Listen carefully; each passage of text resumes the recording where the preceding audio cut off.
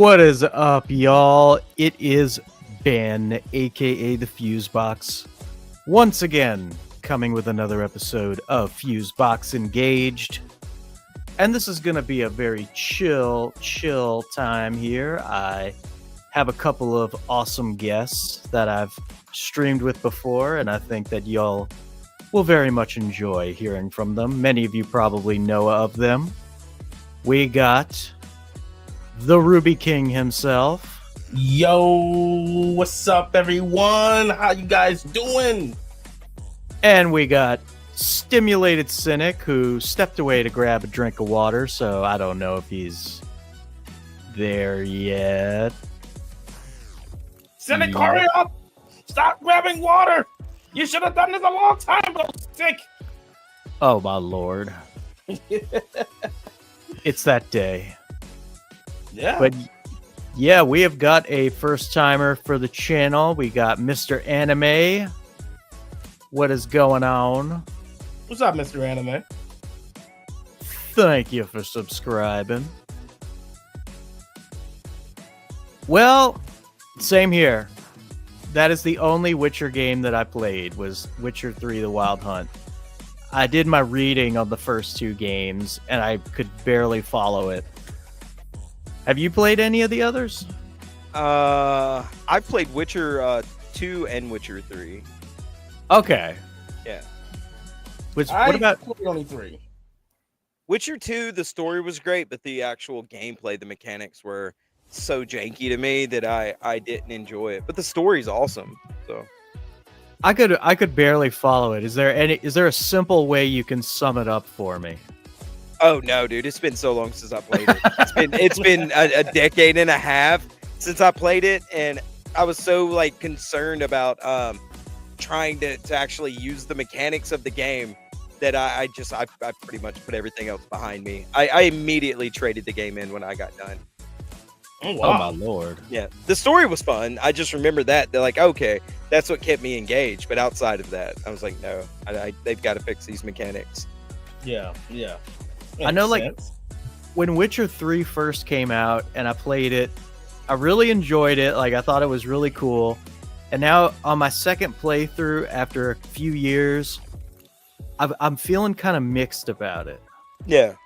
It's like, on the one hand, I do like the depth and a lot of the lore. On the other hand, it's got that same feeling I get when I watched Game of Thrones, where it's like, it's interesting, but there's no way in hell I would ever want to live in this world. Yeah. Yeah. I agree All with the you on that monsters and stuff. Yeah. Well, it's I like, take that back. Actually, I don't agree with you. I would love to live in a world where you could just go out there and slay monsters for the sake of slaying monsters. Yeah, It's not you monster- just stand there for the girls. You just want to be there for the girls. I mean, that's also very true. Simp.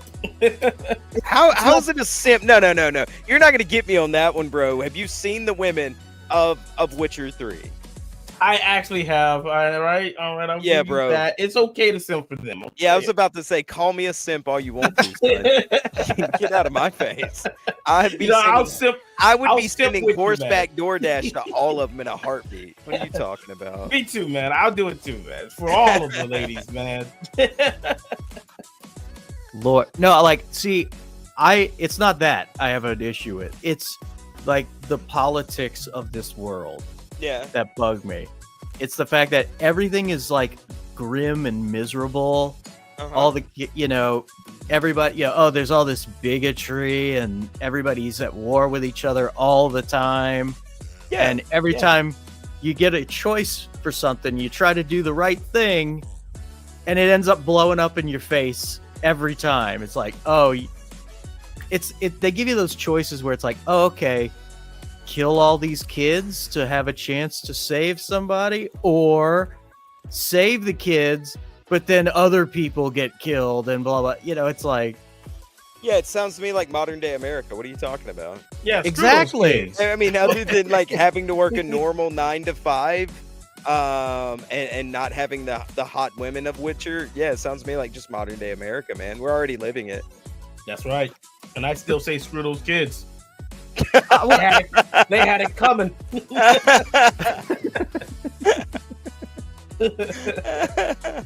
But I just, I want to play a game where it's like, you could picture yourself being in that world, and like it's fun, it's exciting, and it's Animal like Crossing. And it's like with like Witcher and with Game of Thrones, it's like both of those worlds are just miserable. Yeah, both of those worlds make me long to go grab an axe and a longsword and a suit of armor and just mess people up. I just mess people up, man. Just without having to worry about it. Just you said something wrong to me. Whack with a battle axe, man, in a heartbeat. We see what your mentality is. Well, I mean, maybe I'm a bit of a sociopath. Who knows? I've never been checked out. Maybe Right? you are. That's kind of par for the course for video games. I mean, Yeah, I think so. Well, I mean, maybe it's video games that keeps me from doing that in modern life. Who knows? Maybe. Right? Al Gore's wife was wrong about all this. I never played Cyberpunk. Did y'all play I, Cyberpunk? I've I only haven't. made it to the character creation screen. I've seen a couple playthroughs with some friends or some people on Discord, and it's got me very interested. But man, it feels like such a big thing to bite off. You know what I mean? Yeah. I Why promised so? a review. I promised a review back in February, and it just feels like it's going to be such a big game to sort of tackle and do it the service that it deserves. Interesting. Wow. I only heard good things about it. Minus all the bugs when they first launched. Yeah. What is Yeah, up, Patrick Patrick? What's going on, Patrick Quinlan? The biggest thing I've noticed watching playthroughs is what's his name? Oh God, what's the actor's name? For some reason, I'm having a brain fart. Keanu Reeves? Keanu Reeves. He delivers his lines so flat. They're just so monotone. There's no inflection. It just feels like he went in all like half hungover and delivered all of his lines Went there for for a whoever. check. Yeah, he went there for a check. And it really kind of bothered me as I was watching more playthroughs, because I was like, God, this is such a good character and it really fits Keanu Reeves. But man, his delivery is flat. Oh, so it's like Megan Fox in Mortal Kombat 1. Yeah. She's in that game and she is terrible in that game. And I like Megan Fox, but she's just terrible. I'm gonna throw it out there. I mean, isn't that kind of how Keanu Reeves delivers all of his lines in everything? He does, but the problem is, right? So like in a movie, you can see his face and like, the inflection, like how he's like his body and all that stuff is delivering the lines, you know what I mean? And in the game, you don't quite have that. So it comes off just like flat as paper. Yeah. Gotcha. Well, It's one of those things where like Keanu Reeves, he's always kind of been a flat actor, but it's like he's such a nice guy in real life that everybody loves him anyway. yeah. Yeah, I agree with that. Yeah, that works. You did an okay Shadow the Hedgehog. Yeah. I mean, I was good with that. Yeah. I mean, I'm not like the Cyberpunk game. It's not going to make me not play it, but it also is sort of painful to just watch him sort of one note it the whole time. I'm like, come on, man. I was watching like the death scene in it where his girlfriend gets kidnapped. His girlfriend gets kidnapped and he gets like, sort of murdered there. They're bringing him back or whatever. And he was just like, no, don't take her. And then when he wakes up, he's like, where is she at? Seriously, where is she? Where is she? I need revenge. I really need to find her. I'm just like, come on, man.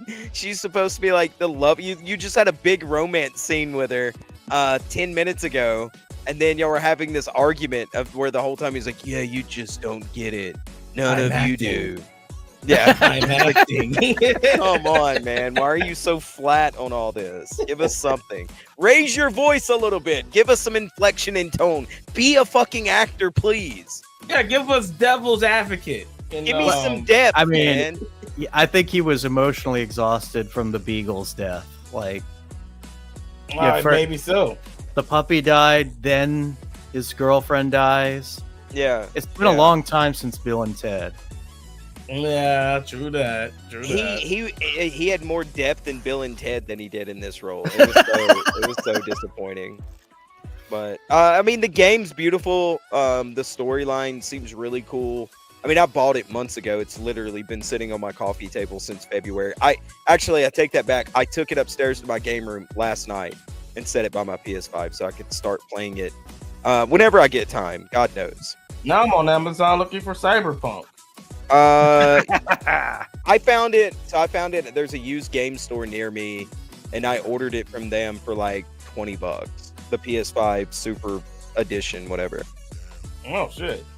Amoral claims that Cyberpunk is beneath him, for he's got skills. Say what? I could get that. Oh, look, I I can get it for understand $20. I can't comment. I never played it. Yeah. I know most games nowadays are like they hold your hand through everything. Yeah. I don't know. Like, there's a lot of customization you can do, and I think you could probably the game itself, of course, you could do like the save states and like over save the game so you don't really lose anything. But you could also really screw your build up with the different implants and things like that I've noticed. So it seems a little middle ground on that. But like I said, man, I'm excited to find time to play it. I might just disappear from the internet for a month and knock that review out. Who knows? Yeah. So are you going to design your character with a dude with tits or a chick with a penis? That's the first question everybody asks me. I think I'm going to go against the mold here and call me crazy. I might just design a normal dude. What? Yeah. How dare you? What kind of a sick pervert are you? God, you sick fuck. You're going to go to hell.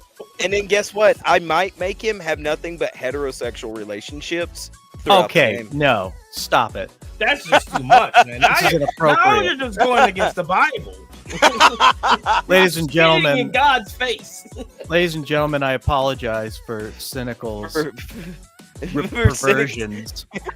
Disgusting behavior in front of y'all. You make me sick. I gag. Yeah, that's another thing. Mr. Anime brings up. I was asked to review was the Edge Runners anime. So the way I do my gaming is normally I find like a good series. It sort of fits the tone of the game I'm playing. And what I do is I've set up like my iPad or my laptop, and I stream that on one screen while I'm actually playing the game on my TV. So that way, like if I have to do some stupid farming stuff or anything like that, I've got something that sort of got me entertained. So I think I'm going to watch Edge Runners while I play Cyberpunk. Okay. I heard it was a good anime. Yeah, I've heard Never nothing but watched good it things before. about it. So Yeah. Well, I mean, Mr. Anime thinks it's sad, so Maybe there's a death scene in it that's sad or something. I don't know. yeah, expound on that in the chat, Mr. Anime. Patrick's hot take is that he loved it. Oh, well, hell yeah. I don't. Now I Yeah, gotta see, buy it. yeah, see. Nowadays, I don't think that is a hot take, though, Patrick. Like, I think a lot of people, since they've cleaned it up and fixed all the bugs, really love the game. That's what I heard. Yeah, I haven't heard anything bad about it in a couple years now.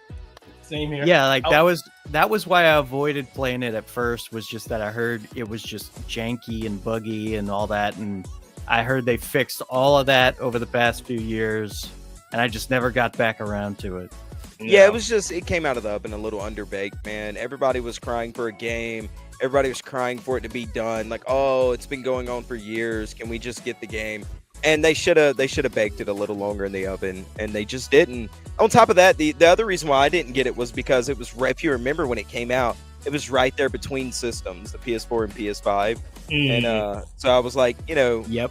when I get a PS5, I'll go ahead and grab it. And then, it's one of the first things I did when I got my new one back in December. So, And Doom Dark Ages is apparently a snore fest. I didn't even know there was a Doom Dark Ages. oh yeah, it Yeah, just that's came like out. the new thing. Yeah. I've heard nothing but good things about it. Actually, that's why I haven't heard anything good or bad about it. It's the first critique I've heard all day. Yeah, there's been a couple people I've seen playing it, and it looks good. I mean, Doom, being set in like a medieval sort of setting to me fits, right? Like you're fighting demons, you're doing all this stuff, and Yeah. yeah, it just sort of fits to me. So Mhm. everything looks great that I've seen, but I haven't picked it up, you know. So wait, is it like does it still have all the sci-fi stuff from the other Doom games, just in a medieval setting? Basically, yeah. Oh well, yeah, that sounds interesting. I'm guessing it's a prequel. That's maybe. Yeah, I don't know what the actual premise of the story is. Whenever I am interested in a game, I sort of avoid any story stuff like it's the plague. So anytime I've watched somebody play it, like on Discord or something like that, and they go, "Oh yeah, well this happened or this happened," I'm like, "No." I immediately mute them and then wait till they're done. I don't want to hear anything. Yeah. Yeah. There's a lot of death in Edge Runners. Yeah, Mr. Anime, it's not gonna ruin it for anyone. Yeah, there's a lot of death. Good, man. Maybe you can come on the King stream and talk about it sometime. I mean, you know, I'm playing The Witcher right now, so I mean, I'm used to death and misery. See, you keep saying that, but The Witcher to me, like it wasn't a very gloomy game to me. What was gloomy about The Witcher, what really pissed me off on Witcher 3, was you would find like a sword that looked cool as hell and had all these cool like upgrades and power-ups, but you wouldn't have the level to use it. And then the moment you get the level to use it, it's a fucking butter knife. Oh Yeah, no! Yeah, that's the worst part about Witcher. That was the most depressing part about Witcher 3 to me. So no good weapons, basically. Man, like you could find them from time to time, and you'd get to keep them for a little bit, but immediately you would find a broadsword that was like upgraded way better, and you could use it, and you would have to, because the game's so brutal at times, like you couldn't do like in Dark Souls people do fashion souls, right? So they'll wear armor that's a little downgraded or whatever to fit the look that they want to go with. Yeah, you just can't do that in The Witcher. It just doesn't work. Okay, yeah. I do my best to do it. Like I try to mainly get like the Witcher specific armor just to make him look cool, because I hate those weird medieval, like, I guess, blouses that they have you wear. Yeah. I get what you mean. Yeah, the Witcher armor itself is actually pretty good most of the time. Like the different versions, like the bear armor and the cat armor and all that stuff. Yeah. The bear armor is the best, in my opinion. See, I have Witcher 3, but I haven't got that far in the game to know that you can get different types of armors. So this is new to me. Yeah. I'm a item slut when it comes to video games. So that's one of the things I will spoil myself on almost every time is like armors and weapons and stuff. Oh, so you always fuck around with the crafting systems and shit? Yeah. Because I want my character to look cool. So yeah. Well, what was it? Shit, I was gonna say something and it totally slipped my mind. And the music dropped at the right moment for that. Right at that second. Way to go, man. I plotted that out. What was it? In The Witcher 3, my hot take of the game is that I think that a lot of the characters in the story go way too hard with propping up Ciri. I think that there's like this, like, oh, Ciri, she's just, oh, we miss her so much, we love her so much, she was the best, blah blah blah, and it's like, less is more, guys. Oh, okay, I was about to say, you're not one of these misogynist dudes that just because it's a I am. Oh, you are. So because it's a female, you yes, I get it. Yeah, I hate women. That's kind of my thing. Yeah, I hate those sluts too. I hate women when it comes to having to actually keep a relationship with them, because it's exhausting. You always have to do stuff. Like, Jesus Christ, can we just not hang out and be normal? I say send their asses back to the kitchen where they belong. Oh no, I've had enough relationships to where, like, I can endure a lot of pain. Yeah. Because I've been in so many relationships. I just start ignoring them. That's pretty much what I do, and I stuff my feelings down and let them turn into cancer when I'm like 80 or 90 years old. Right? Just say forget it, move on. Oh, that's the way to do it. Yeah, Personally, yeah. I like getting hurt. Okay, personally, I like being a little shit talked to, but getting hurt, no, fuck that. Go away. Don't hurt my Vebin- feelings. Vebin doesn't want any more romance in video games. Well, I got good news for you, Vebin. Romance in video games is sexist now, so there is no more romance in video games unless it's same sex. Yeah, that's true. That's also very true. I don't mind like female protagonists or female chicks as long as they're No, not a me Mary neither. Sue. And actually, like we've talked comics a little bit. 3 of the stories that I'm writing, for some reason, actually no, I take that back. 2 of the 4 stories actually have female protagonists, and I'm enjoying writing them more to avoid them like being a Mary Sue type thing. I'm actually enjoying writing them more. There's a little more risk in writing them than there is to like just writing a dude who can just be powerful for the sake of being powerful. You know what I mean? Oh, I feel what definitely. you're saying. And Yeah. because like that, that's the thing. Like, the problem was never female protagonists. The problem was always female protagonists that's written to have everything going for them at the start, and there's no challenge, there's no growth. Yeah, They're just, there's no reason for it, right? the world There's no- has to conform to them. Yeah. Like one of the characters for Imprint that I've been working on, I'm not going to drop the name, but I've literally, the way she gets her powers, and I want her to be like a badass, just flat out, just like a badass. And so there's like no problem with the way I'm writing it at this point, and I just want her to whip dudes and whoever gets in her way, just be brutal as hell to them. So I'm enjoying like sort of coming up with those ideas. It actually challenges me a little bit more. But yeah, you're right. So like just a normal human character, female, like with the Star Wars bullshit, for example, we're like, oh yeah, she's just good at the Force. Meh.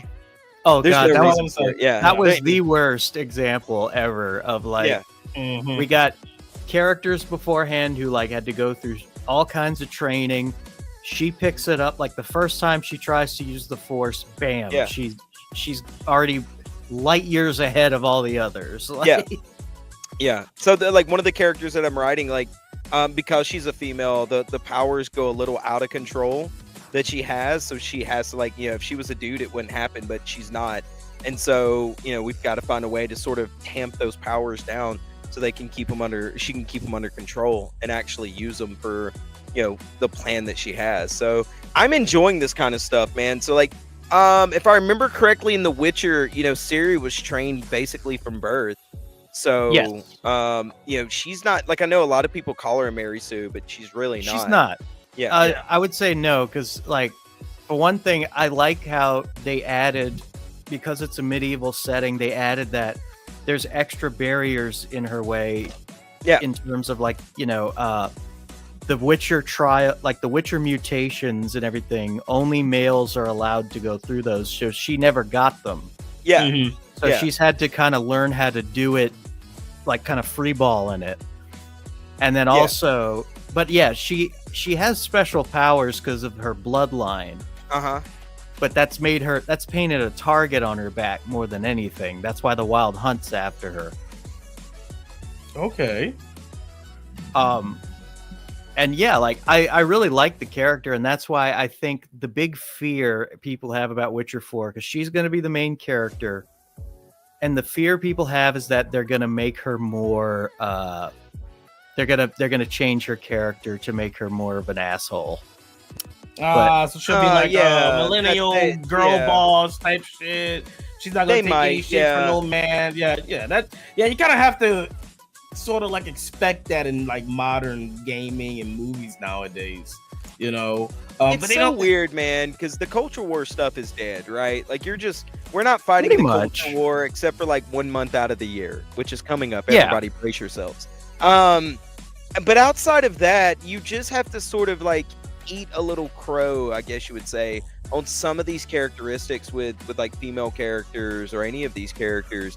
And to me, though, like you're doing a disservice to what Ciri has been painted as in all the other games. You know what I mean? Like sort of a reluctant character to really do a lot of this stuff.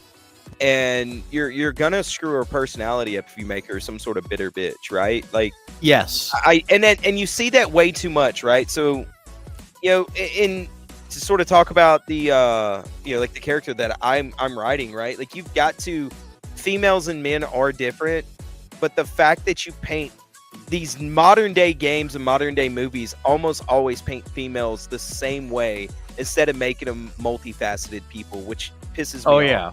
Because you've got very nice, very loving, very caring women. You've got women that are just blatant assholes for the sake of being an asshole. And then you've got those ones also that are like sort of, assholes in public. And then, when you're alone with them, like they're real caring souls, real nice. Yeah, that's my favorite character type for women. I'm not going to lie, mine too. I'm a sucker for that. I'm a retard over stuff like that. So I think it's the what was it? We was on Yume's stream talking about it with Godfall. These writers, they don't write the beauty and the power of femininity within these characters, so they make them basically masculine and fucking bitchy and all that shit, and that's what's really fucking killed them all. Like, they forget why Ellen Ripley is fucking so beloved. And, Sarah Connors, they just look at it from on the surface level, like, oh, she's badass, she fucking fought the fucking Queen Alien and all that shit. But they don't think of the nuance within it, Yeah, within I mean, like writing my character, Swan brings that up. So a man would be better control of her powers, because it's sort of strength based, right? But she finds a way around it and figures it out. And I mean, let's face it, only a fraction of the audience for the male character is watching the female character, and she can't even dunk. Yeah, that's very true. That's very true. What's with all the Mary Sue characters? Well, I'll say I think we are at the tail end of the Mary Sue phase, God willing. It's doing a disservice to women, right? Like I said before, you're really not allowing women to have a character if you just hand them everything, right? Like, they have to you have to show them problem solving and figuring out a way to, if they're gonna fight some big hulking dude, right? They can beat the guy, but they have to be able to like get around his just brute force. Yeah, right. Because that's just the way it is. And that's kind of the vibe I was getting when I watched the trailer for that ballerina movie. Yeah. Mm-hmm. I got that vibe from the action I was seeing in that. Like, she's not tanking a huge dude like with her fists. Like, she's using stuff around her, and she's like going under and manipulating. Go for the legs. Yeah. Yeah, you have to be able to, like, you can outskill these big brute force guys, because we know that Ruby King is not a very tall gentleman, but I know for a fact that Ruby could probably whoop a woman at least a foot taller than him. Just because maybe 2 feet. Maybe 2 feet. Give me 2 feet. Maybe seriously though. I'm not even trying to like, but the thing I've always found out about women is if I have a problem, I go to my mother first. Right? Yeah. She is very, very down to earth and like straightforward when it comes to like these problems that I have or have had in my life. And so like you've got to be able to write a woman that way, and they're just not doing it. They're trying to make them, oh, this is just a big hulking broad who could just do anything. She's a boss bitch. That's all she is. That's all she'll ever be. And they, I'm not gonna lie to you. I think if you've seen Brock Lesnar's daughter, there's some boss bitches out there, dude. They are out there, but not every woman is. And I go back to the thing of where I just think you're doing a disservice and not giving women you're not allowing women to be a broader character. Yeah, you gotta let them not make them multifaceted. There we go. You gotta add those layers to it. You gotta let them be like fucking She-Hulk when she first turned into the She-Hulk, and fucking Bruce Banner is all upset that you're like, oh, I ruined my cousin's life and shit. She's like, no, you did something great for me. She showed compassion and all that shit. That's what these female characters need. Multi-layers. Yeah. Compassion is patriarchal, so. Oh yeah, that's right. Look, man, can't do that. I've known a lot of women in my life, right, to where they've done something very I don't want to say masculine, but very strong, right? And then after they did that thing, stood up for themselves, whatever it was, they then sort of like they were very vulnerable afterwards, right? When we were alone. And it's like, you know, you can write women in both those ways to where they do stand up. They can be a strong person, but you know, you still got to realize like the personality and the way that women work. And you're just not getting that in modern writing. You're not. And I think that's what they're going to do to Siri. I think they're just going to make her one note. I am worried. Yeah. From what I've seen from the trailers, I agree. And man, all you got to do is read the books. You got to read the books, play the games, and you'll see that she's a vulnerable person in this world. And, you know, it clearly shows, especially in Witcher 3. Did you beat Witcher 3 yet? Or... like I beat it a long time ago, but I got the horrible ending, and so I stopped for a while, and now I'm fighting to get the good ending. Got you. Yeah. But but yeah, we're talking about the games, not the books, just because I didn't read the books. If you're gonna write, I'm saying if you're gonna write a character, you're gonna do a game solely based off of them. Me personally, I would probably go by the books. You know what I mean? Like with my fantasy story, I want to have some like manga berserk style elements in it. So just the other day, I was talking in the imprint room, and I went and spent hundreds of dollars on the berserk collection because I can't find mine. I have no clue where it's at. I'm super pissed about that. So now I've got two collections for no damn reason other than me being retarded. Is the screen messed up for y'all? No. No, not at all. It's just my screen then. Yeah. Okay. Well, as long as everybody else. Moment. Yeah. As long as everybody else can see. Yeah. So, you feel like The Witcher 3 is a little dark. It's not a place you would want to live. Oh, not at all. Like, it reminds me of Westeros. It's that whole like, there's no. I don't know if it's that dark, Fusebox. I mean, Westeros is pretty brutal. I agree. Well, it's like I get that vibe. Like, I don't know if like Ruby, how far are you in Witcher 3 right now? Who cares? It's his own fault at this point. I haven't picked up Witcher 3 in 4 years, and I'm still in the very beginning, like the tutorial part. What are you doing, Ruby? I got distracted with other things at the time. I just never picked it back up. I will say that tutorial is a little thick to get. It is. Yeah, it's a little thick. Yeah. So I'm mainly referring to things like the first major choice you get in the story with the 3 crones, where it's like either you help the crones out and they kill all the little children. Yeah. Or you free the dark spirit from the tree and she saves the children, but then she ends up tormenting a bunch of villagers in the countryside for years to come. Yeah. And it's like, here, that's your choice. Wait. Why are they killing the children again? They eat them. Yeah. Oh, well, fuck you've those got guys. Yeah, you've got like a fat crone. You got like one with like a red mask, if I remember correctly, and then you got like this little one with like a little witch hat on, and so got like a beehive for an eye. Yeah, something along those lines. It's been a minute since I played it, but so you've got to like go find them in the swamps or whatever, and then handle all of it. And the two endings are either you save the kids or you don't save the kids, and if you save the kids, then a village gets tormented from here on. God damn. Yeah. And it's things like that. It's most of your choices are like, it's like you got to allow something horrible to happen in order to kind of get somewhere semi-positive.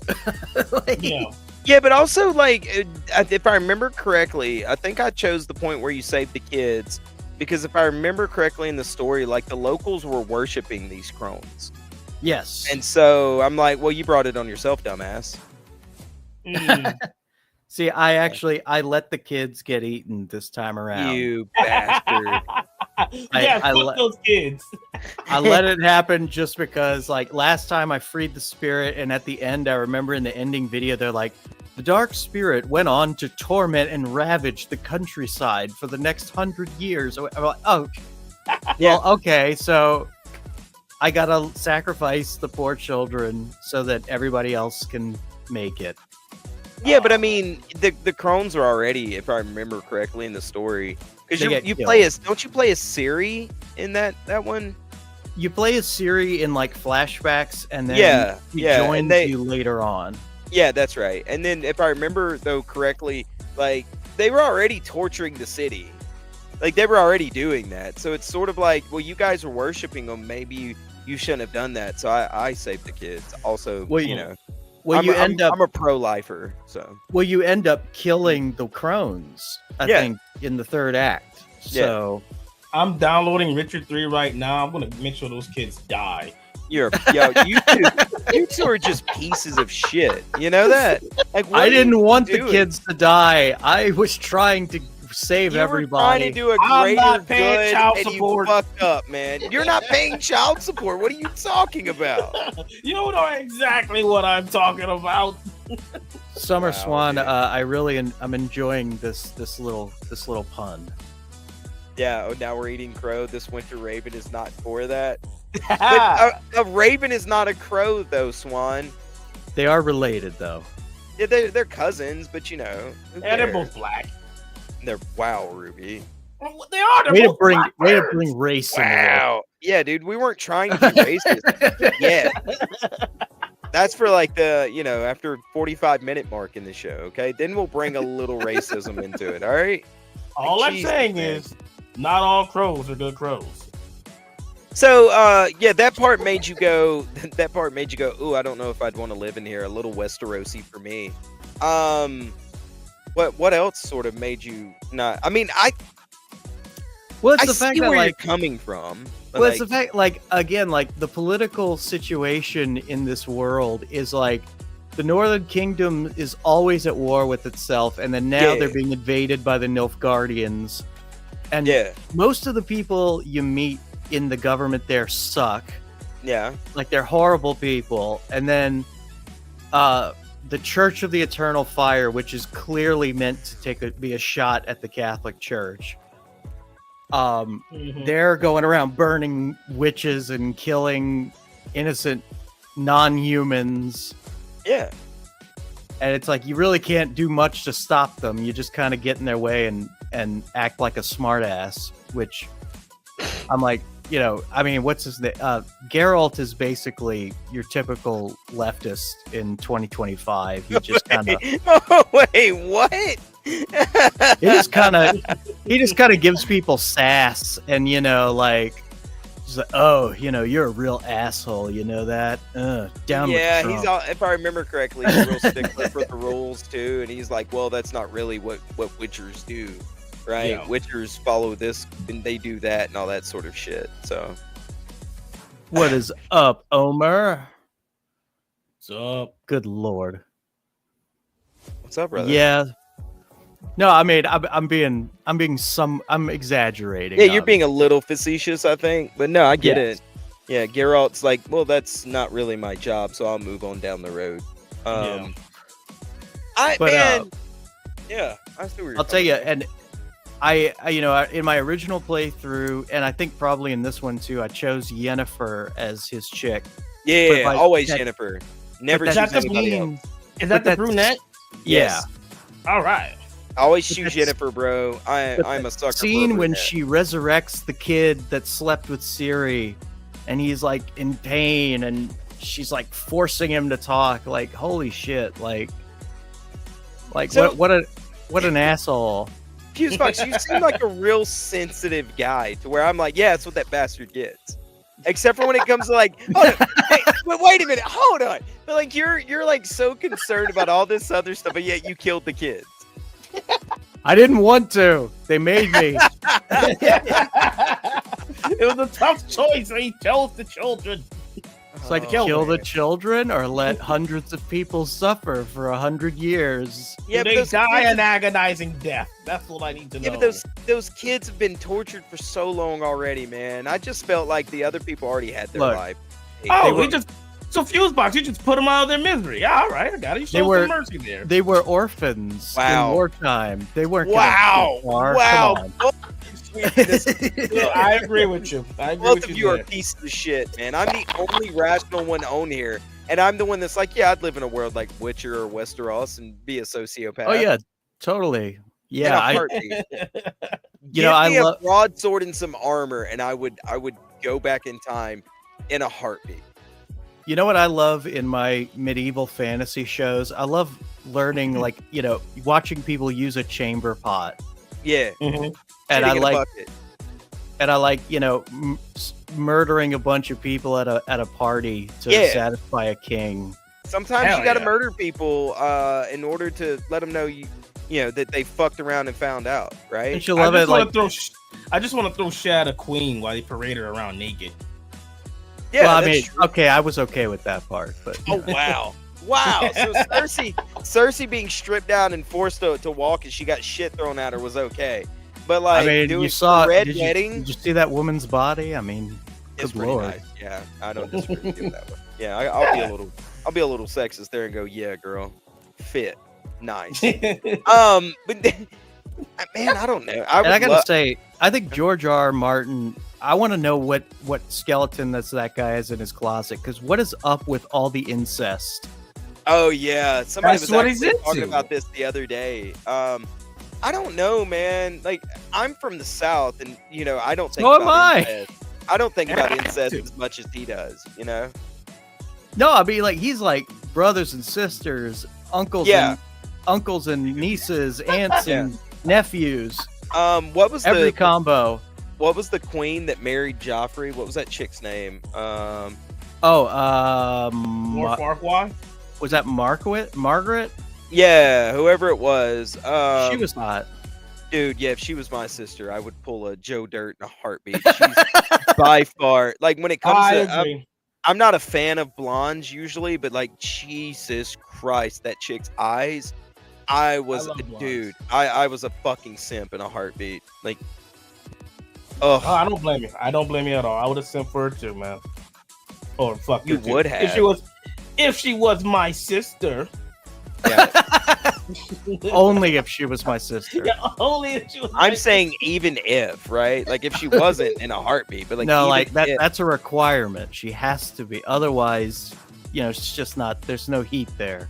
Hey sis. Well, hey sis, let's disappoint mom and dad. Dude, if her name was Marjorie, if Marjorie Tyrell was my sister, yeah, no questions asked, I would be like the Lannisters in a heartbeat. I mean, as fast as I could. She was gorgeous, dude. Oh lordy, yeah. I have not seen the trailer for Witcher 4 yet, so I'm thinking about playing it real quick. Let's play it. I'm here for it, dude. Let's do it. I gotta, because I know that, like, sometimes on the internet, a lot of people jump the gun with this whole, like, oh, it's gonna be woke. It's gonna be woke shit, and I'm like, well, let me see it to, I've seen the trailer. Just go in blind, and then we'll see if maybe we agree on how we feel. Oh wait, that's The Witcher 3. Hang on. No, you got to find The Witcher 4. That's what we're looking for, bro. What are you doing? Yeah, I need to be sold on this game. You're supposed to You're supposed to know how to do this. You're a professional YouTuber. Totally. Like man. I mean, Ruby and I know how to do this, and we're half retarded. All together, like, we're both half retarded. So when we put our brains together, we're full retarded. So we're more like a quarter retarded, if I'm being honest. Not in the other direction. It gets worse when we combine our powers. Oh my lordy! Oh, this is 6 minutes. Awesome. Hell yeah! I hope I got the right thing.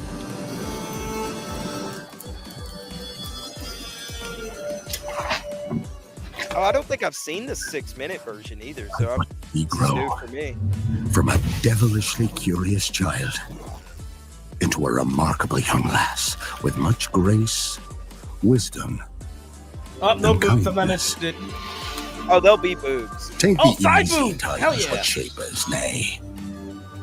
'Tis how we rise to face the hard times, what does that for us? Even heart of gold. Leave the spirit to overcome adversities aplenty. You just told the fuck Darling, by the way. sweeten. Today's the day. Ye fill out your destiny. Oh shit! Well, that's not CC Siri. Project Red. Yeah, that's not Siri. But Siri will show up. The Cynic sister. I wish I had a sister. I wouldn't be single right now. What are you talking about?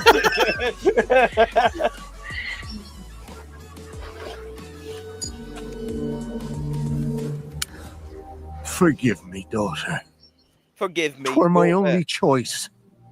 We shall. That sounds like a guy from Fable. We shall be the bringer One of the of villagers salvation. or whatever. Or one of the villagers in Dark Souls. Away! I mean Bloodborne. Witcher? Away! Witcher, whose coin did he take? Nay, you can't. 'Tis tradition. Chosen she is, by the gods. Oh, No! you're fucked. You Pause chose it. her. Can we pause it? She will Oh, yeah. kill you, man. Yeah. My biggest problem so far with everything I've seen isn't the way I think they're going to do her character, but the way they changed her face to be so brutal and like Angry. unappealing and angry. Just that RBF with the scar and shit. Now, like, I don't mind a scar if she's now officially a Witcher and she's been fighting people, right? But like, dude, Yeah. he just looks so unappealing when Ciri was always like a pretty chick. And So- already I'm getting that vibe of like, okay, woman being forced to do something she doesn't want to do. Yeah. And of course, Ciri's there to, you step back, you patriarchal bastard. Get off Yeah. me, you fucking I'm gonna misogynist. save her. Yeah. I'm gonna save her from a marriage she doesn't want. Away Yeah. with you, man. Away. Oi, what's a woman doing here? I swear they got the village people from Bloodborne to voice these guys. Away! Away! You know we don't allow women in these parts. All right.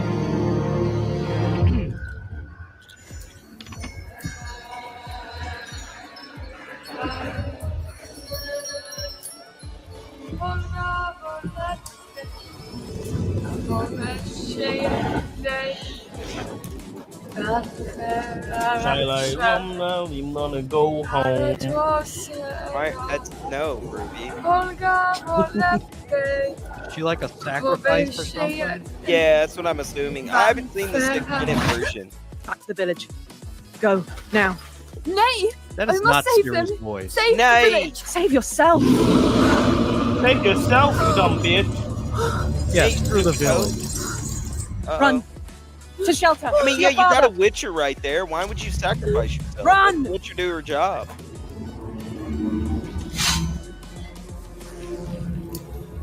That character model, other than the face, does look great, though. Yeah, it does.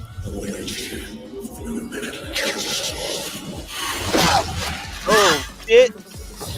He That just was a pimp pimp slapped slap. that bitch. Yeah. Going inward style.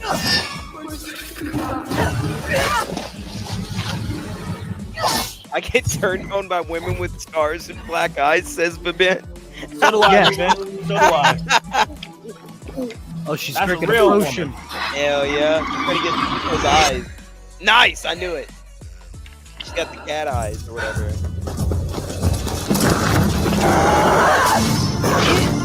Oh shit.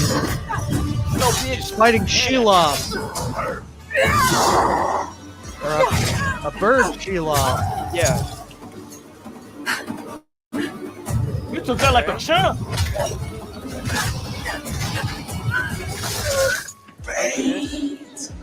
cannot choose. Oh, it's grown. You cannot change anything. That was meant to be a death note.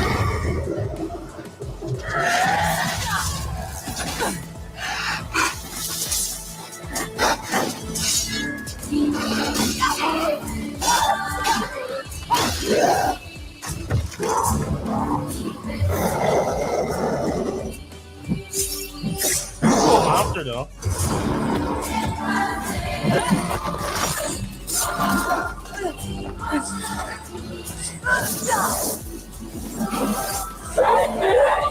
Thank you, animal sailors! Save the village! This collision! I'm chosen to answer so thank you! Nice. All right. Okay.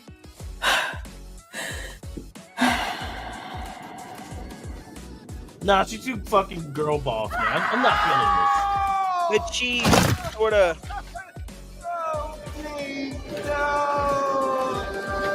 She went to go to the woods. The chosen one. It's tradition. this. Oh shit. No. Oh my lord! Wait. What happened? Somebody She got stabbed killed. her.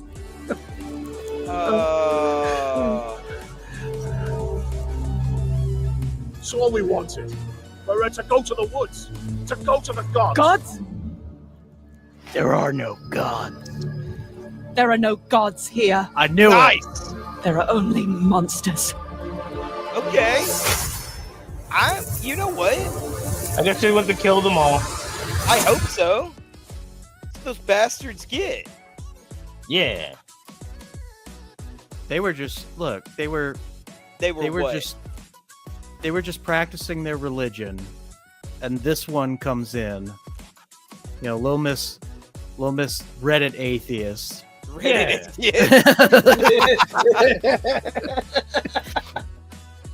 Yeah, they Ruins really thumbs down her comment, right? They showed her. I don't know, man. Like I that wasn't as yeah, Swan detracting me like a bully. I'm not as turned off by that as I thought I would be. To be honest. No, I'm not. I don't. Right. I'm intrigued. I Yeah. like that whole thing about like changing fate, like with the voices and all that. Like something tells me like it's like she's trying to alter. It reminds me a lot of Prince of Persia: The Warrior Within. Yeah. And see, I was thinking when the girl died, like, what if they hadn't sacrificed her? Would Ciri actually been able to defeat that enemy? Maybe they play with something like that, you know? You see what I'm saying? Oh yeah. So, like, to me, I think there's a lot of story elements that you could really twist and turn with, like, oh crap, if they hadn't have killed her and sacrificed her, then Ciri may be dead right now. Boom, game over. I don't. It's Like, it's a did coin she alter toss. fate? You get what I'm saying? Like, did she alter fate at all? Well, all I know is it's a coin toss to me of like whether or not she's gonna be insufferable or she's gonna be compelling. As of right now, I'm 50-50.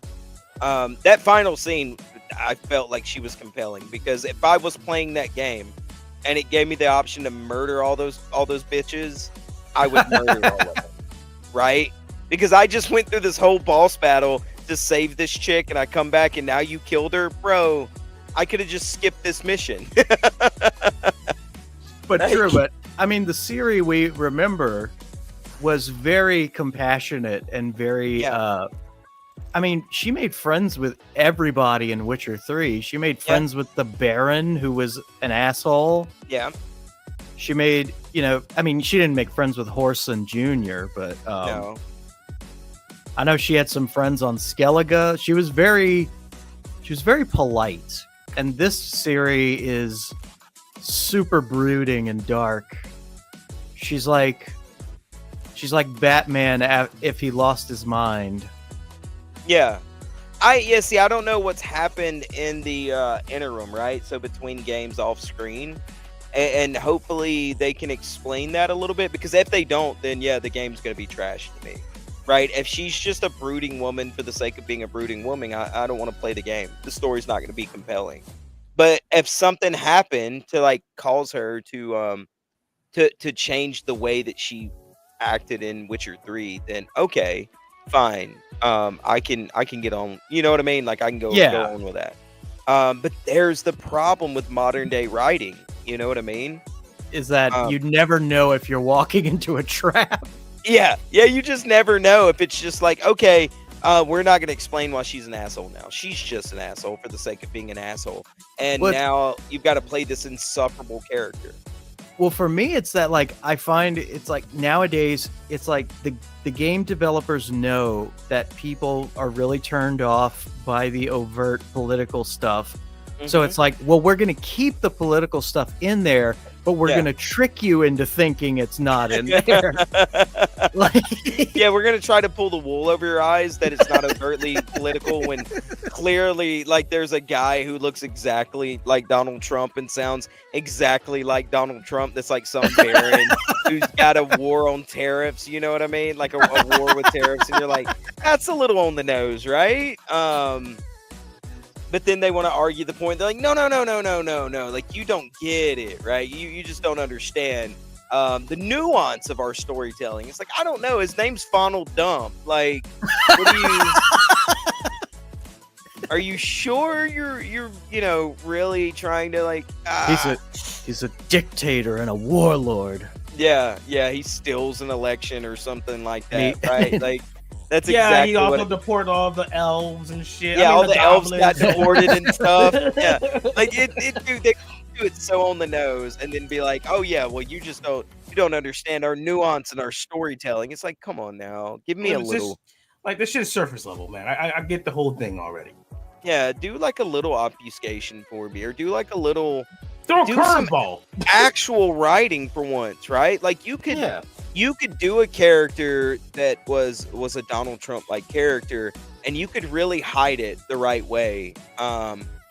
You said you wanted to discuss this stuff, so I was bringing it up for when you made your point, you know. Yeah, you could really like again, like I've written a bunch of stuff throughout the years, but never. It's always been for like cathartic stuff, right? Like I'm dealing with something, I need to write something down, or like doing music back when I was trying to do a band with my buddy Sean, like going around doing that stuff.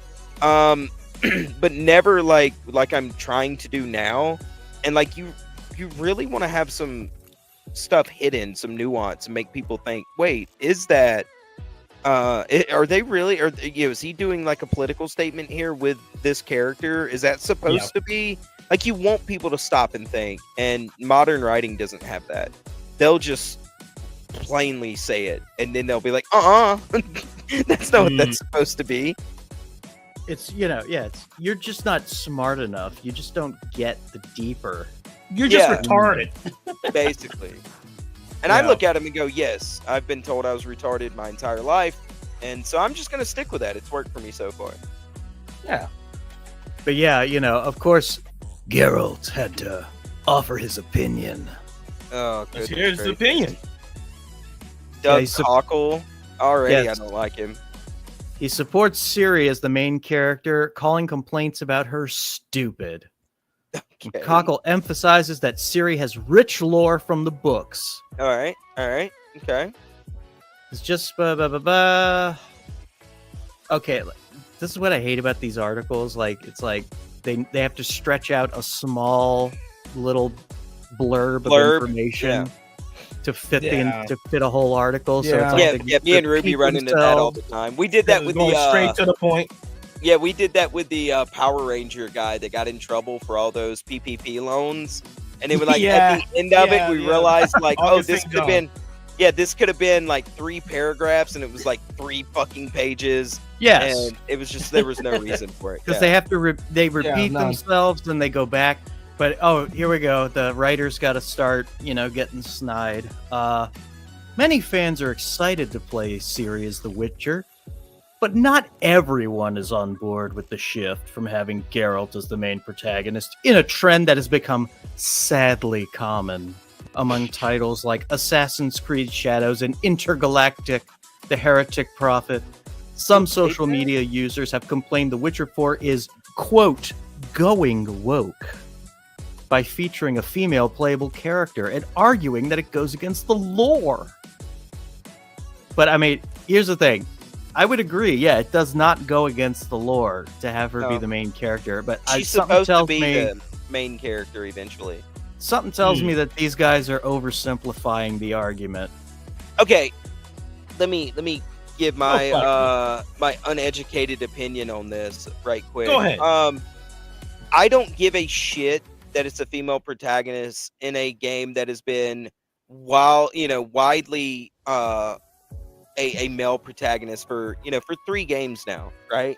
I don't care about that at all. That just doesn't bother me. What does bother me a little bit is the trend of all my characters lately have been turned female, or the games are already a female protagonist, right? So, and I noticed it with The Last of Us, right? The Last of Us hit big, and I didn't mind. Matter of fact, my favorite parts of that game was playing as Ellie when Joel was injured, and you got the bow and arrow, and you were like running around the little mountain town or whatever, the little camping town or whatever, ski lodge. That's what it was. That was probably my favorite part of the game. And then as you got to continue playing as Ellie, I didn't mind it at all. Matter of fact, in Last of Us 2, I was excited that I got to play as Ellie the entire time. Yeah. But then you had like a Nier Automata come out where, you play as a female protagonist. And again, great game. Love all the Nier games, the entire Nier series and the Dragons, whatever series that led into it are great series. But I was like, okay, there's another female protagonist. And then you got on to Ghost of Tsushima is now a female protagonist. And I'm just like, dude. Yeah, it is. Yeah. Can I just play a dude for once again? Like, for the love of God, give me body style A, body style B if you want to be a little woke about it, and let me pick between the 2 protagonists. But do all of them have to start becoming females? Like, I don't know. Gaming is a male. The gaming industry is a male-dominated industry, man. We need these females to take over. All right? Just being the biggest. You're being facetious, and I hate you for it. And I mean, look, here's the thing. We love all of our gamers. We just think that gamers are toxic and horrible people, and they all live with their mothers and they're fat. Yeah. So, we want to get rid of them. I mean, we love all of our gamers, but we want to get half of them. Well, half of them, actually, no, probably 3/4 of them. We just really want to shame them and get rid of them and move them out of the way. Drakengard. That's it. What is up, Katie? Hey, Katie, thanks for coming by. But I started noticing that trend, and I was like, man, I play video games. So I started playing video games in my early 20s because I had a stroke and I couldn't feel my right hand. And the doctor was like, hey, dude. Shit.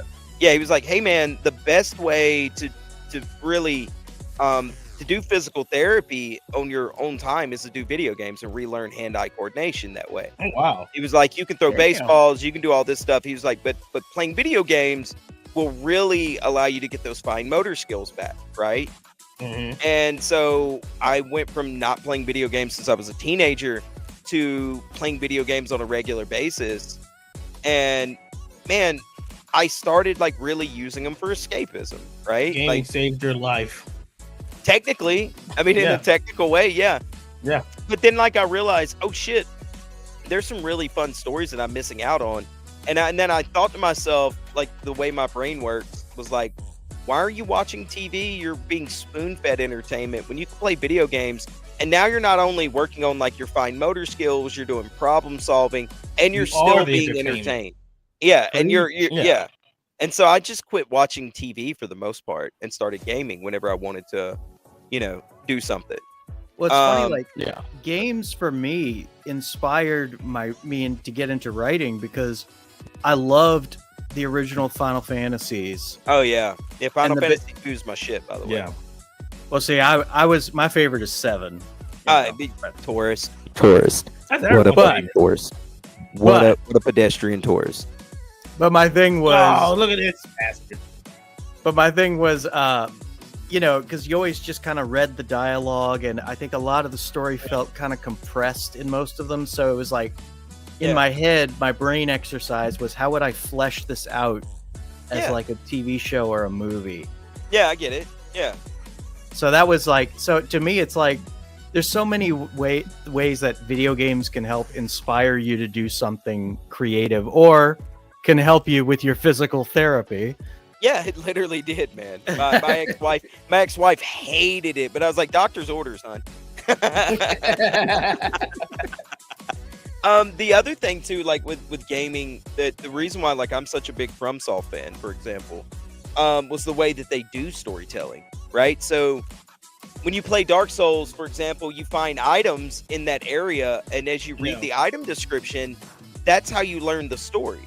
Yeah, right. It'll tell you exactly. And to me, it was so fun because the way I played like Dark Souls 1, for example, and most of them, I've done it this way, is like every night when I got home from work or whatever I was doing, I'd sit down and I would try to beat an area, right? And so I would go all the way up to the area boss, try to beat the boss, and if I beat the boss, whatever.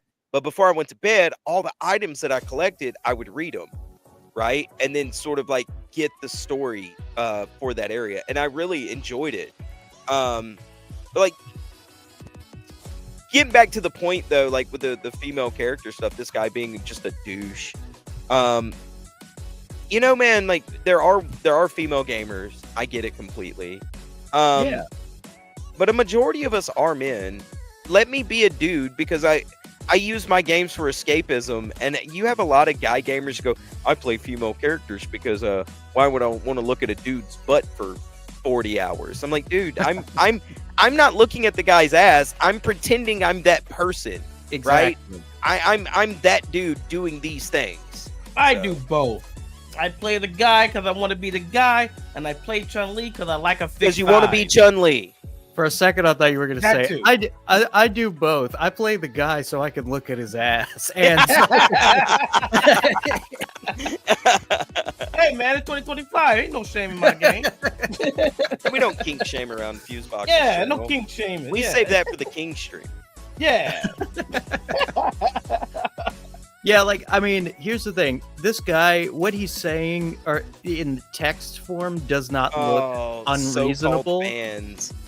Yeah, but he doesn't have to be so fucking. But just this look on this video thing, like, I don't think I even want to click on the video because I'm getting vibes. I'm getting obnoxious vibes. Okay, I gotta.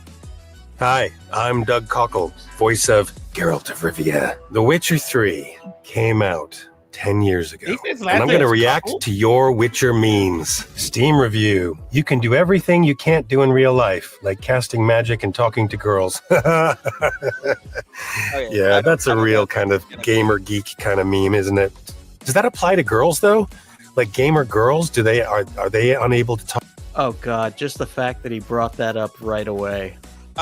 Gamer girls, the gamer girls I've met are also very similar to gamer guys. I mean, they really are. Yeah. Some of them that I know are very introverted. They don't go out of their little safe space that they built at home with these like fantasy worlds and all these things that they have that make them comfortable and feel safe. And they're also, you know, we got a crisis of like young men not going out and meeting women, and it's the other way around too, to an extent. That it's just easier for a gamer girl too, if she meets a guy, to be like, yeah, without any repercussions. You want to do it? Yeah. Like one of my exes was a gamer, and we had fun like playing games and stuff, and yeah, like contrary to what they seem to.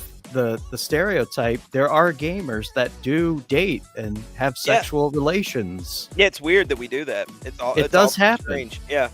My ex-wife, she played some games, like she loved the Fable series. To the point where she got to the point where she got Mama Cynic to play Fable, and Mama Cynic she loved Fable. She played all three of them and enjoyed them.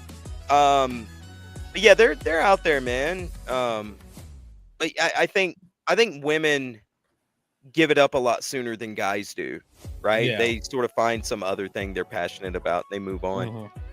Where guys, I mean, my dad, if I put him in front of Doom right now, he would pick up the controller and play it in his 60s. Yeah, I'm 35. I still play video games. Yeah. Yeah. I don't think I've ever seen my dad play a video game. He's just in all honesty, man, like my dream of dreams is to be an old dude with a lot of land, with like a cabin that is just full of gaming, and like go out there once every couple days and just sit in that cabin and just play video games as an old dude. Yeah. When I was a kid, there was a point where like my dad never really was interested in playing games, but he watched me play Final Fantasy VIII just to kind of get the story. And it was just funny because like my dad's got, he's from New Orleans, so he's got like the whoa, he's from New Orleans? Well, so am I, but Oh hell yeah, New Orleans brothers. But yeah, like my dad, he's got a Yat accent, and it was just funny how like every time we would go to play it, we would do like a recap of the story. Okay, so the sorceress went over to the thing and got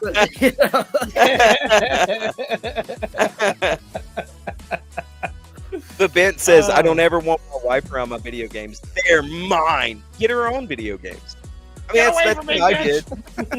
My wife she absolutely loved the Wii.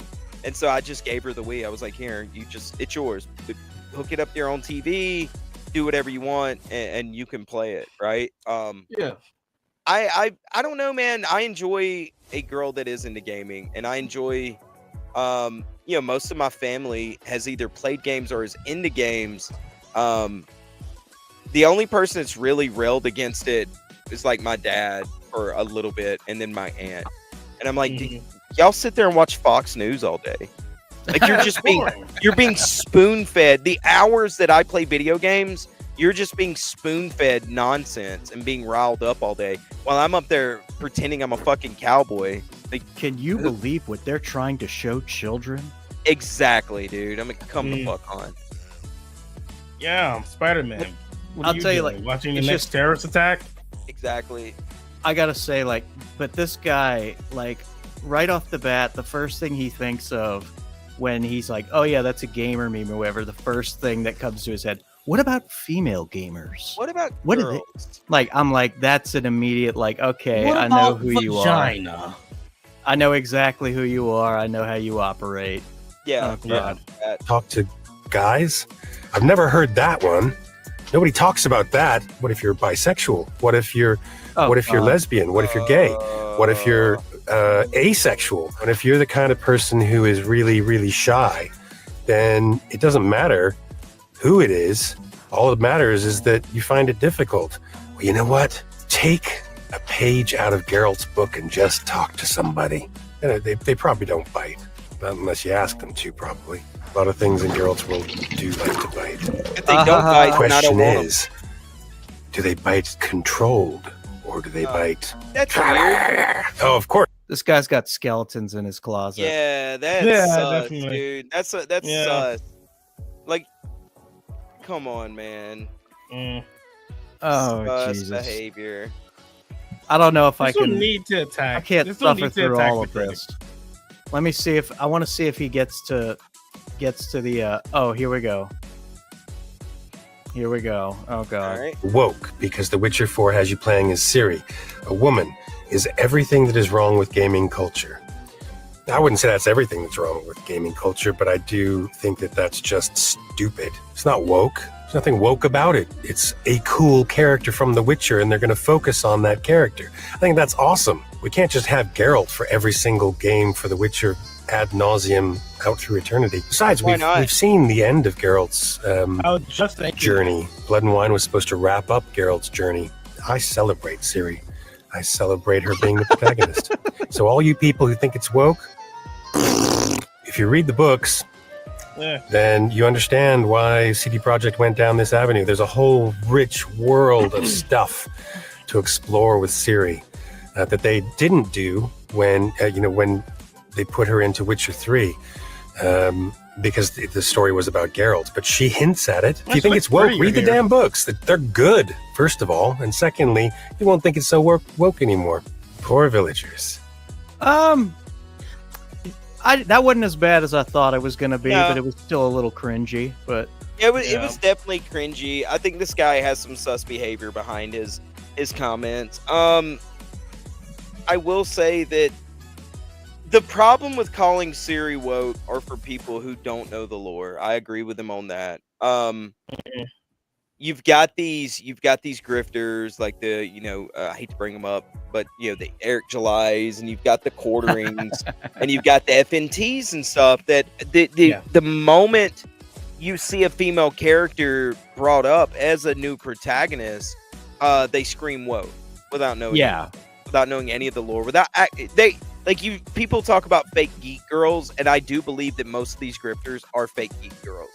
You know what I mean? They wear a mask of enjoying this stuff, and like my header says closeted weeb, and it's true, right? Like when I had my stroke, before that I had sort of shunned geek culture for a long time. I like fallen out of love with it. You know what I mean? And after I got back into gaming and stuff, I really picked up my comic books again. I started picking up my copies of Lord of the Rings and delving back into like fantasy and the things that I loved as a kid that I just sort of let fall by the wayside. And now I've got a whole new world that's opened up to me for entertainment, other than just like, I don't know, like a new Jackass movie or some stupid shit like that. But I don't think these guys do that, right? I think they have their little niche that they may enjoy, but I think for the most part, it's a grift. They know they're going to rile up. Yeah, they know that they're going to rile up the right people. They're going to watch their videos. That are going to super chat them the right amount of money. And in their heart of hearts, they don't care. Yeah. They just don't give a shit. I do care. And that's why I'm putting my money where my mouth is when it comes to imprint, right? Like I want to take my swing at the plate, right? Like I want to step up to the plate and take my swing and see if I can do it. And if not, I know other people who can take that swing and connect, and I want to be able to try to support them as best as I can. I don't think these people give a shit. And then that's why you get people like him saying the shit that he's saying. Yeah. Oh, I agree. I agree, but at the same time, I kind of feel like people like him should at least try to understand why, not the drifters, but like the average man may say something like that, like, "Oh, this looks woke, this blah blah blah." I think there should, even if he doesn't agree with them, I think there should at least be some sort of understanding, at least, see where these people are coming from. I agree. We're all gun shy. We're all like, we're so used to it that it's like, there's little things where you're like, okay, this is probably going to be like that. It's like, it might pleasantly surprise you, but at the same time, it's like people are wary. I've said it a million times on like the King stream and then Wow Wednesdays, the shows that I do and Ruby does with me. I don't pre-order games anymore since The Last of Us 2 hit me. The Last of Us 2, like I said, I don't pay attention to any. If I want the game or I want the book or movie or whatever it is, I actively avoid any spoilers. And so when spoilers for Last of Us 2 came out, I completely ignored them, didn't read them, stuck my fingers in my ear and was like, la la la la la la la. And they were all fucking right, and it burned me. And since then, I haven't pre-ordered a single game unless it was made by somebody like FromSoft or the people that made Lies of P. I'll pre-order games from those two companies or Platinum Games. But other than that, man, I'm just not going to anymore. You can't get me to open my wallet and do that. So yeah, I understand gamers being gun shy and having like that quick twitch reaction to like female protagonists. But yeah, we got to get past it. We have to, man, because you're watching FNT for years. I've had this conversation with Dave from BTM Reviews. Watching FNT for years and thinking they were on the right side of history caused me to miss out on so many movies, so many games, so many good forms of entertainment because they went, oh, that's woke. And I trusted them, right? I trusted them to give me the right opinion on what I should be watching and consuming to fight this culture war. Major air quotes, right? Yeah. And they lied to me on so many different occasions. Oh man, you got fucked. So you talk shit about my boy Nostalgia Critic, but Nostalgia Critic taught me one thing: never to just trust any critic. Yeah. Always go with your own gut. No, Ruby, do you own a Rippaverse book? Well, that's different. No.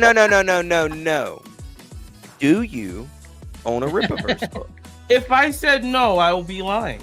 Exactly. So shut the fuck up. You fell for a grift that I didn't fall for. Nah, that's different. That is not fucking different. The Rippaverse. No, bro. I saw it from a mile away. Interested in the concept of a new superhero universe. That's why you're fucking lying. I didn't do it for no running your mouth lying now. Those same people propped him up, and you fell for it hook, line, and sinker. And if you would have been watching them, but I bought it at the same shit that I did.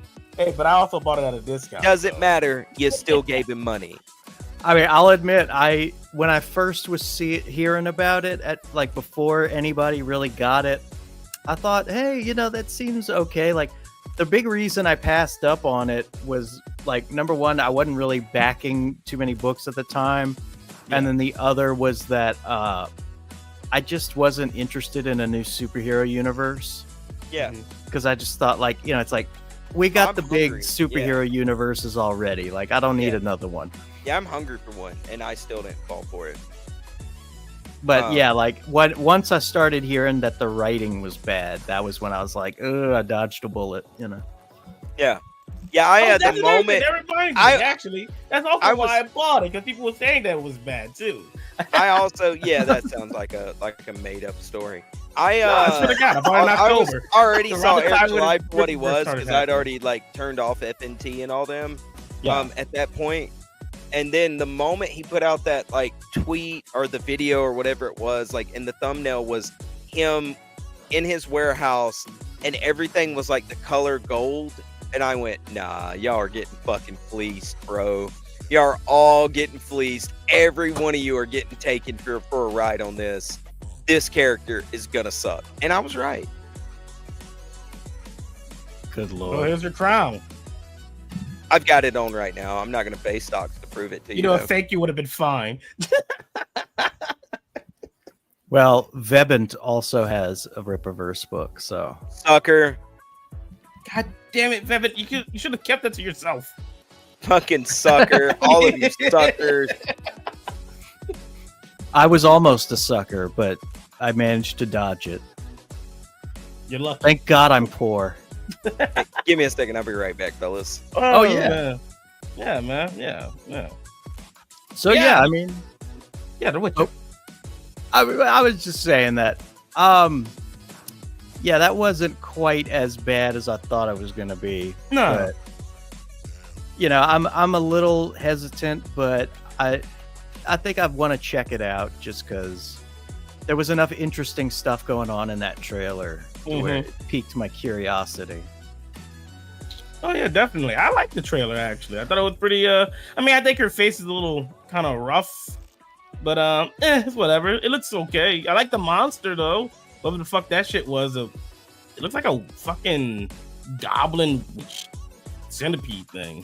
It looked a lot like one of the crones from 3, but different. So that's why I'm wondering if there's a connection. Yeah. Well, maybe there is. And I think, although I was curious, her big thing is that because she's a child of the Elder Blood, she has these cool powers she can use. And I didn't see her using any powers in that trailer. So wait, what was that eye thing and the fire shit she did? She was drinking I think she was drinking a potion that was supposed to give her Witcher abilities. Oh, okay. Oh, so she's not because that. She's not like the main, the original guy, Geralt, whatever his name. No, is. Okay. Because the big thing they talk about is how the Witcher mutations, only men are allowed to do those, and she never did them. She trained she trained to be a Witcher without having the special surgery. So she kind of nerfed. Yeah, which that's part of what I like about the character is the fact that she's kind of she's at a disadvantage technically, although her powers kind of make up for that. But yeah, like when she drank that potion, she got the Witcher eyes going. So I'm guessing that the potion must give her certain abilities like a Witcher. Yeah, I guess so. Know. Well, I guess we will have to buy the game and find out. I thought, Vebent said, here's the thing. I thought having a new comic company was a good thing. Yeah. Then that wasn't until I saw item number 1. I noticed it looked the same as the assets in Super Robot Tyson 5. I kept hearing about that stuff, about the 3D assets. I don't know enough about it. Like, I'm in the dark. The bit, you know, we're Ruby and I are working on something, and maybe we don't know. We're trying. We'll see if we have a new superhero universe that you can back and support with imprint. Perhaps multiple. Yeah, I'm literally working on something that might turn into a new superhero universe. I'm gonna write them separately, and then see if they fit together first. But we've got an announcement coming up. I don't know when I'm actually going to make it, because the person that we were trying to compete against, Ruby, I guess the right way to say it. I guess so. Even though they weren't really, I never saw them as competition. Some people within Imprint did. Had made an announcement, and so then they deleted their announcement for weird reasons. I have no clue why. So now we don't have to worry about putting anything out just yet. We can sort of perfect it. But we've got my fantasy book, which is going to be printed as a manga and a graphic novel. Then we've got Crimson Veil, which is a vampire detective story. Ghost, which is going to be a mercenary story. And then we've got the character that I will not announce publicly yet, that is going to be a very, very badass character. And then we got Ruby's book. I don't know if he can say it on Fusebox's channel, but that's up to him. I'll just say the censored version, the gold N-word. There you go. Oh, yeah. Yeah. I remember that one. We got a lot of hype for it, man, so we really went full steam ahead. So you already sold me on the shitty thumbprint, okay? I mean, we had more stuff sort of come up that we started writing right in since we announced it on CG Church. So we literally have added, 3 other characters, or 2 other characters. Well, 3 if you count Gold N-word. So.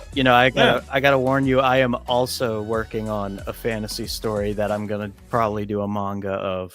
So awesome. Yeah. If we can help each other, man, I would love to It's gonna be a long time before I'm gonna be popping that one out, because we're still working on the mythology behind it. Yeah, you actually made me sit down and think, like, okay, if I'm gonna try to do like I don't want to call it like a forever book, but I do want it to be something that can continue on, like Berserk or One Piece or DBZ, that sort of shit. And I really need to start like hammering down on some of the mythology and the inner workings of the world, because the full premise, the introduction to the characters, introduction to the world's done. I've literally just got to dialogue it and have it drawn. Yeah. But it's already done, the full synopsis. So I'm not gonna try to get you to give me any spoilers. I'm just gonna ask: is this world the kind of world where you're given a choice between sacrificing children? No. There will be villages for 100 years. Yeah, I'm gonna. So the event, that's actually what I'm trying. I really am trying to do. But if not, I'm hoping to do it like bi-monthly, but give you like the proper amount of manga with it. But no, there's going to be some very dark elements to it, but it's mainly going to be I'll give you a little spoiler. So the main character gets a power that causes him to sort of rage out, berserk out, go crazy or whatever. But because of the personality he has, he only does it for like injustice. Like injustice just really boils his skin. Like Ghost Rider. Yeah, sort of like Ghost Rider, right? Yeah. And so he's doing it for a good reason, but with that good reason, because he can't really control it, there is some collateral damage in the early parts of the book, until things sort of work out and he figures it out. So nice. Yeah. I mean, I don't shy away from dark themes. I'm attracted to certain dark themes. Like I'm a big fan of, well, I was a big fan of The Walking Dead. Yeah. Good shit. I really liked The Walking Dead the first 7-8 seasons. Yeah. Yeah, that's just about where I dropped off. Yeah. I stopped watching after Rick left the show because I was same here. Same here. Yeah. Yeah, no, like so one of my bigger inspirations was Berserk, right? And I started reading it and I told Ruby, I was like, I don't know if I want to go this full throttle. Like this, I don't mind going that dark in elements, in parts. But like I was telling Ruby the other day, I was like, I forgot how Berserk just puts its foot on your neck and just goes. Like it's just know that it's a dark story. It is action for 300 pages of 180 something pages, I think, is each book. It's just full action except for a couple scenes here and there. Like once it starts, it does not let go of you until it's over. And I don't really want that. I kind of want a bit of romance and a bit of slice of life in there too, because I do have some funny characters that I want to introduce with some funny some humanization to the characters. I want you to like really get to know these people and why they're doing what they're doing. So nice. Yeah, we'll see. God knows how long it's going to take me to do, but we're working. That's all I know. Oh, amen. Yeah, I am, I'm not rushing you because I have no room to talk because I'm bad when it comes to dragging things out. Yeah. Well, man, I've told Ruby this before, and actually I may have told you, but like I write in sort of a fugue state. Like once I get ready to write and my energy's up and my brain's sort of clicking on all, firing on all cylinders, I just sit there and write just one conscious stream of story. And then I'll go back and sort of like pick it and poke and prod at it and pull things and move things and then correct all my stupid writing mistakes and stuff. Yeah. I do the same thing, except there's a long period where I'm super lazy after I first write it. But see, I'm different, man. And I know I talked to the Godfo guys about this, but like writing really messes with my emotions, as gay as it sounds. No, it's true. Like when I get done, because I want to make this good, and I want to like have a piece of me in this story. It's like when I get done, like, man, I'm sort of emotionally drained and don't want to be around anybody or do anything. And it's with me sort of being a new writer, I guess you would say. It's really something I'm trying to balance out the right way, because I've got a co-writer. And I've also got these other guys that are writing stuff that I want to try to motivate. And we've got streams, 3-4 times a week. And, I've still got family and friends I've got to interact with. So right. Doing this balancing act is really, I've got to really figure it out. But it's something I enjoy, man. Like and that's the most important thing. Yeah. Like when I put something in the imprint group chat and everybody goes, I like this. And all they do, instead of correcting anything, they're like, oh, with this, they add to it instead of like pick at it and pull away at it. It's something about that is so gratifying and so definitely that it just makes me happy, right? Like it's just something about it. It's just like awesome. I've got something. Well, you've got the bug, because that's the most important thing, I think, when it comes to writing something. It's not about like, don't write for the sake of somebody else. You're writing something that you want to watch. Yeah, yeah. And this is that's really what I'm doing. Like I said, I got into anime, again, probably around 2020, something like that, when I was watching, it was a show on Netflix, and there was just a gratuitous gay scene for no reason. It added nothing to the show. It added nothing to it, and I just went, how do I get away from this? Yeah. Not that I care about like people being gay or anything like that. I was just like, if it added to the story, I wouldn't have cared. But it was just two dudes started making out, and I'm like, what is getting on? Yeah, what's the point? And so I got into anime, and I realized, like, man, there's a lot of really good stories. And so I went and like dusted off my old mangas and started reading them, and it sort of inspired me to write a story that I would like to see, like an anime or a manga that I would like to see, right? So exactly. Yeah. I think my favorite use of gratuitous sex was Game of Thrones. How they used it strictly for exposition. Yeah. It was literally just like, we want to tell the audience some lore, but we can't have the character just telling them. So they're talking about it while they're having sex.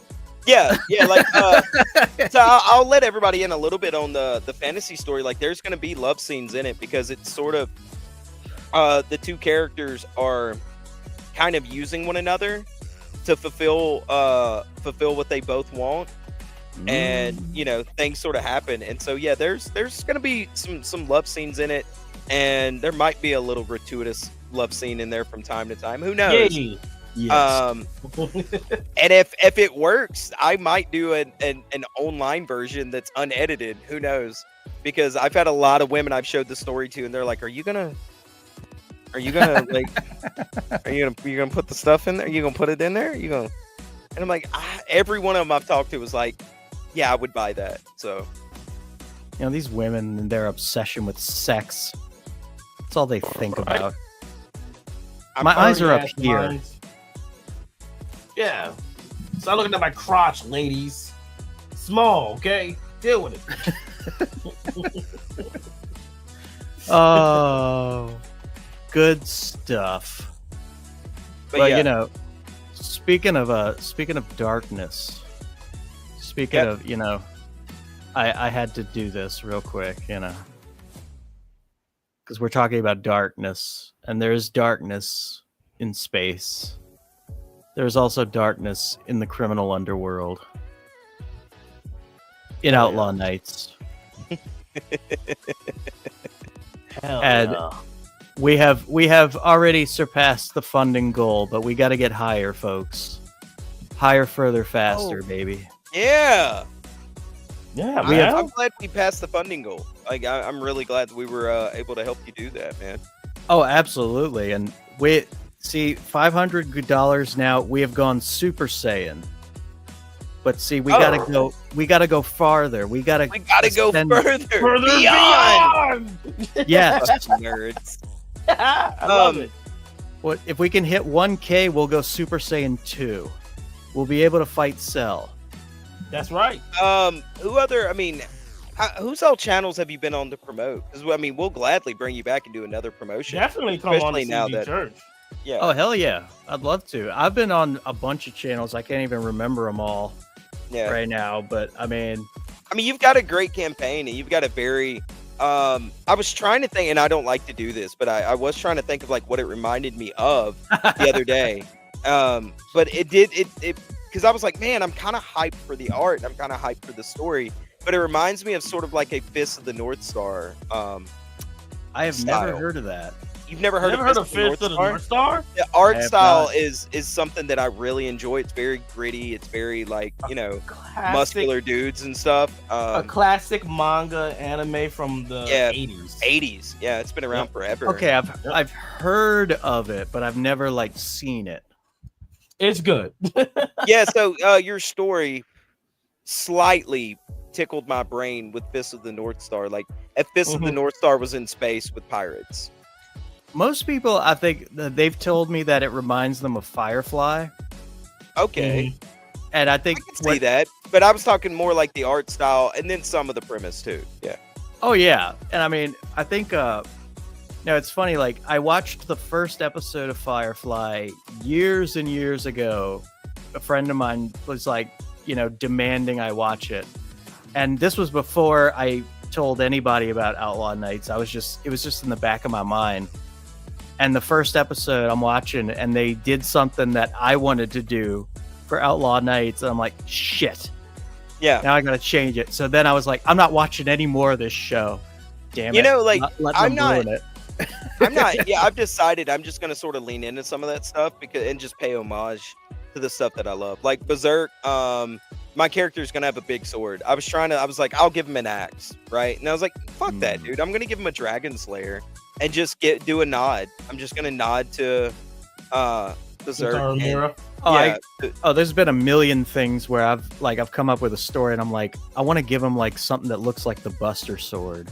Yeah. I'm just going to do it, man. And if people want to call me a hack and be like, Kintaro was a huge influence on me. So, like, fuck off. My favorite game series of all time, or game company, is FromSoft. And they pull so much from the Berserk series. I mean, it's unbelievable what they pull. And nobody says anything to them. So, Oh, man. Like, we can go, like, there have been several indie comics. I'm not going to name them, because I don't want to be mean, but there have been several indie comics where I've seen them, and I'm like, this is basically a Captain America ripoff. Yeah. Oh, yeah. I've seen multiple stories like that. So, I mean, I don't think you have anything to worry about with like a couple of little elements here and there. Yeah. I sat there racking my brain for probably like 12 hours to a day, off and on, going, I just don't think an axe would work. And I was like, well, I don't think a regular broadsword's going to work. And I was like, well, I'll make him fight with his hands. I was like, no, because eventually, like, that's just also not going to work, right? And so I was like, fine, forget it. I'm just going to give him a Dragon Slayer and move on. So, I mean, you just change up the sword a bit so it's not. Yeah, I'm gonna design the pommel and stuff like that, in my own way, and make it, unique, a little different. Yeah, make it unique to itself. So there's some engravings. It's like I've had people who tell me that like Ivory in Outlaw Nights, like, because of his eye, I think somebody once accused me of ripping off Cable. Oh yeah, actually, somebody on our show said, what's his name from Mortal Kombat? Kano. Oh, Kano. I was like, why would you go Kano of all people? I would go Cable first.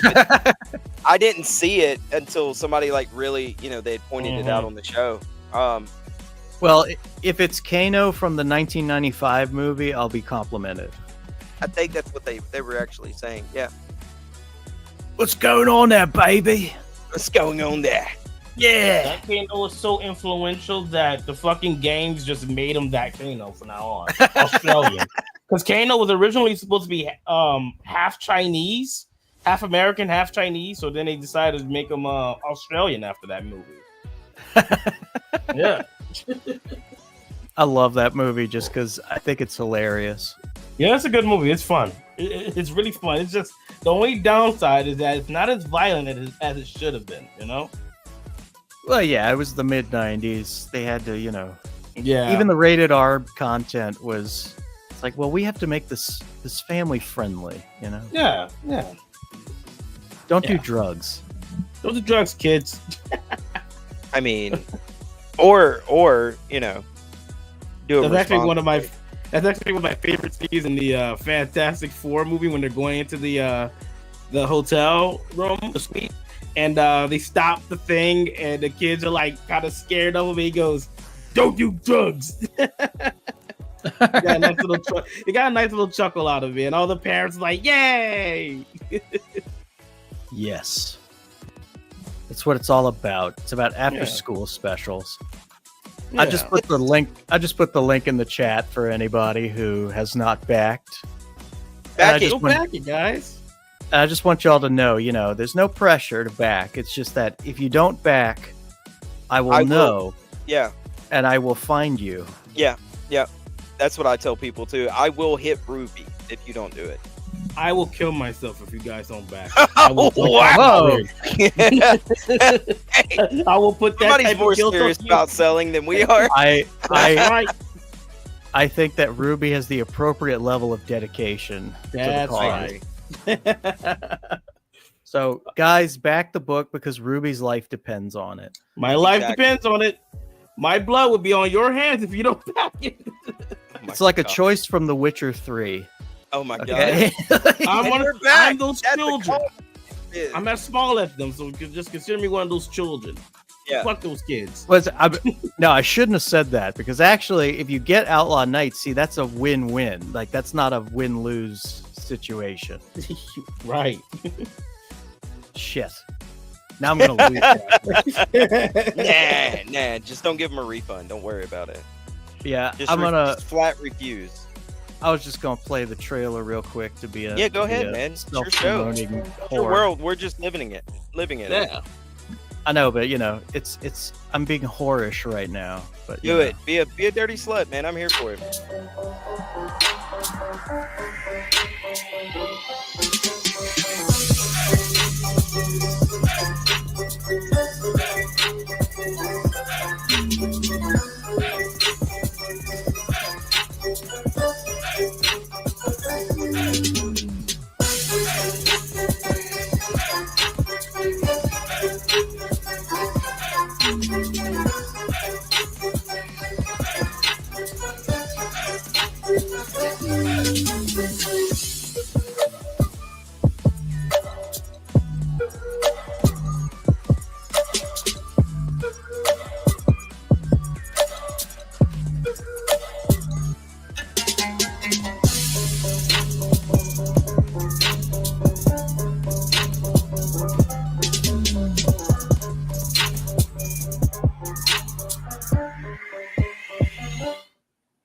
That music's so good for that trailer.